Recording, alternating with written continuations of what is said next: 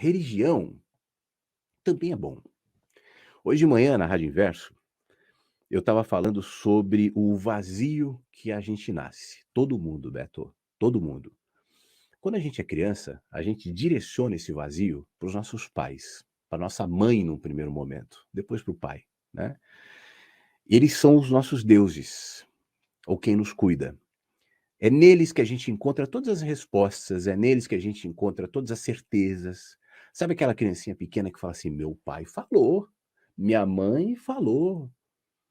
Só que na medida em que o tempo vai passando, a gente vai enxergando neles humanidade, a gente vai crescendo e a gente vai percebendo que o amor não depende da concordância plena e absoluta e muito menos da perfeição.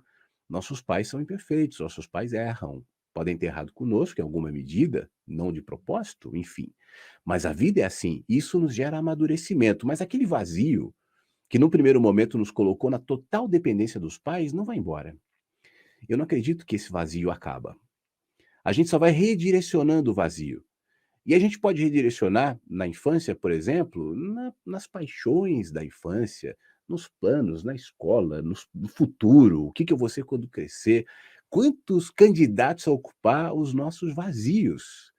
Isso me lembra do texto do Rubem Alves, o construtor de altares à beira de abismos.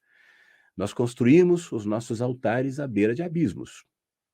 Nos altares, a gente coloca a nossa música, a nossa cultura, a nossa religião, a nossa literatura, a nossa poesia, a nossa ciência, a nossa filosofia, e o altar se ilumina, e ilumina os nossos rostos. Mas a gente olha para o lado e vê o abismo, e o abismo continua lá. Então a gente vai agregando na nossa vida conhecimento, relacionamento, mas o vazio continua lá e não sai. E a religião, de alguma maneira, serve para a palavra, eu ia usar a palavra de manipular, mas não, é ocupar parte desse vazio. Ela traz respostas, por isso eu dizia lá atrás, né, a religião não cabe necessariamente ficar fazendo perguntas. A religião, um dos pilares da religião é a resposta. A filosofia se ocupa das perguntas. Filósofo que quer dar resposta, fórmulas, não é filósofo. Filósofo cheio de certezas, como a internet às vezes traz, isso não é filósofo, isso é proselitista de alguma coisa. O filósofo, ele se contenta, ele cresce com as dúvidas, né. Agora, o religioso, ele se baseia nas certezas, e tudo bem. Então, diante de um mundo tão incerto, diante de uma realidade tão instável, como a gente falava da pandemia, mas da vida, diante da iminência da morte de todos nós, e esse é um dado que a nossa psique carrega, que as nossas relações carregam, que a nossa cultura carrega, a gente sabe que vai morrer. A gente tenta o tempo inteiro tratar com essa questão que é dolorida, que é misteriosa e que é inexorável. Vai acontecer, como já aconteceu com todos que viveram antes de nós, e continuará acontecendo. Diante da iminência da morte, a gente tenta dar as nossas respostas, e a religião é uma delas. Eu não estou dizendo que está certo ou que está errado, mas ela traz certezas. E essas certezas nos pacificam em muita medida. Então, a religião é necessária, ela não é um problema. O problema, assim como na política, é quando a religião vira outra coisa, né? Vira fonte de manipulação, vira fonte de poder, porque tem uma questão, o Beto, e eu vivo dizendo isso. A questão não é a religião, a política, a questão somos nós. A questão não é o comunismo, o capitalismo, o ismo qualquer, o liberalismo. Não são essas as questões. É claro que cada um desses temas podem e devem, né, ser discutidos, entendidos, ampliados, modificados. A vida é isso, está tudo aberto.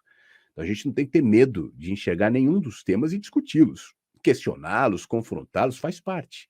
Mas sem nos esquecer que, independentemente do tema, ou da certeza, ou da verdade que a gente escolher, ela vai ser processada por uma mente fragmentada e humana que é a minha, que é a sua, de serizinhos finitos que só conseguem pensar mergulhados no tempo e no espaço.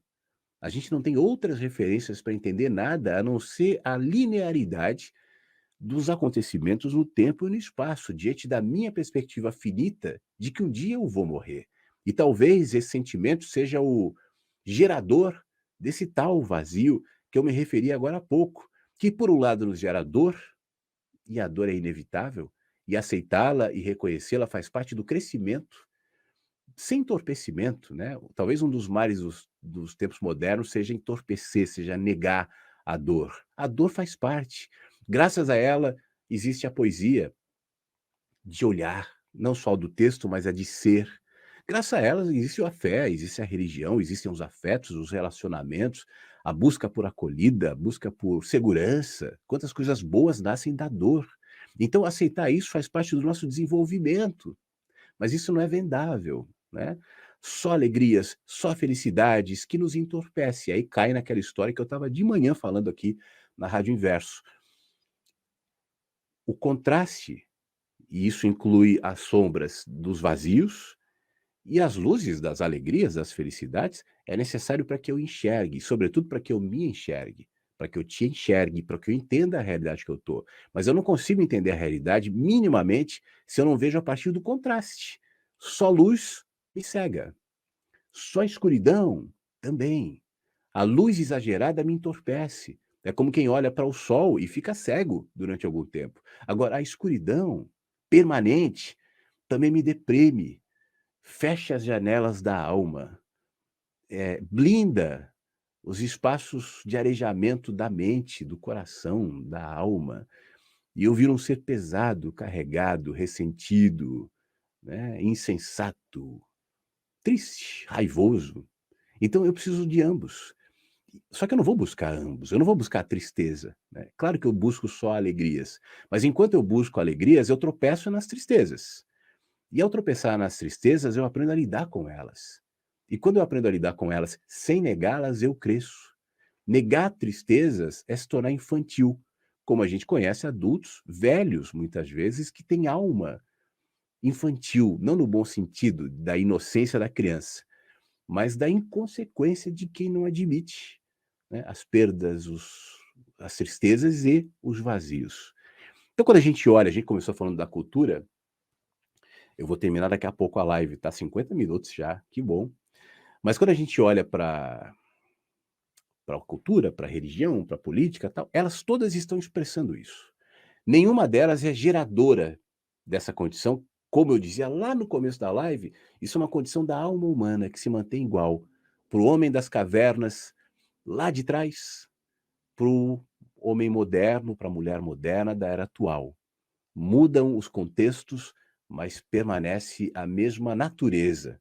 E o entendimento delas faz com que eu lide com os contextos, incluindo a religião, a política e outros, de maneira mais sábia e mais isenta. Não no sentido do isentão, mas distante, de quem olha um pouco mais longe para entender melhor, fora da dimensão das paixões, né?